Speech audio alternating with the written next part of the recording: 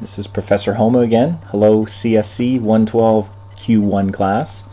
After going over styles, I'm going to show you or review the way we did tabs in class with our formatting exercise. I'm going to do just little bits at a time to keep these real short, but I'm going to review this one first, and then I'll do the one with the leaders on it, which are very similar. But ignoring these bulleted paragraphs, I'm going to go down here to these paragraphs down here. You can see there's 4 paragraphs, and I'm going to highlight all of them. Also notice that because there's these formatting marks, remember these are the invisibles or the non-printing characters, formatting marks. They're called a lot of things, but they're basically characters that you don't see, like hitting return and spaces and tabs.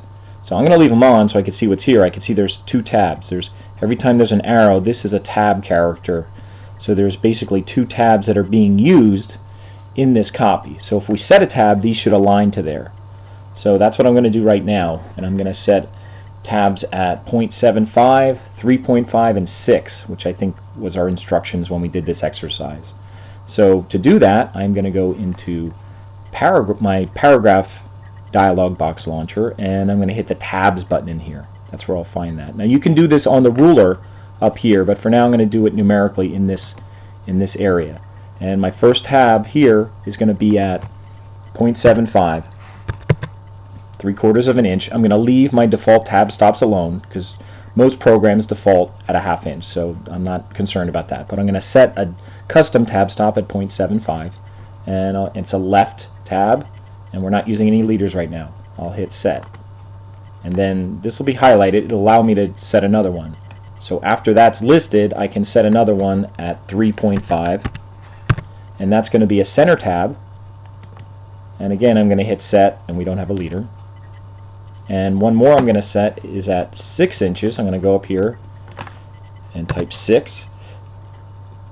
It's going to be a right tab, and again, no leader, and I'll hit set, and I'll hit OK.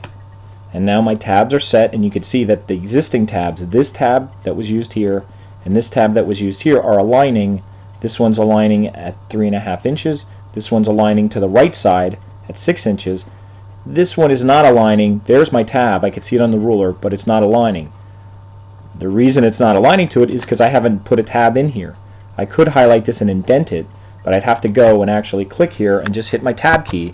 Now that tab is aligning to the tab stop. This is actually a tab stop, and my tab character is aligning to that. This is Professor Homa. I'm back. Sorry about that. The phone rang while I was doing this, but the last thing I had mentioned before the phone ringing was putting these tabs in here so that they could align to the tab stop.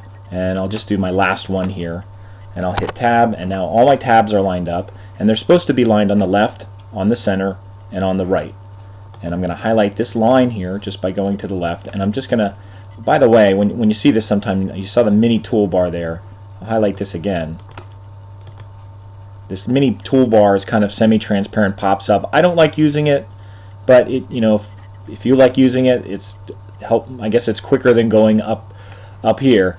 But now it just went away. So I'm just going to go up here and hit bold. But that was the mini toolbar that you saw briefly down here. I don't prefer using it, but it's there if it wants to help.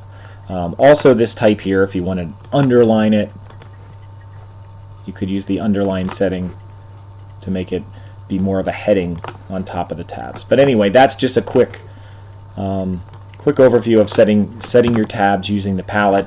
You can use set tabs up here by setting what kind you want and then clicking on here. Some people find that a little confusing in the beginning, but once you get used to tabs, you'll learn to click here and move them around.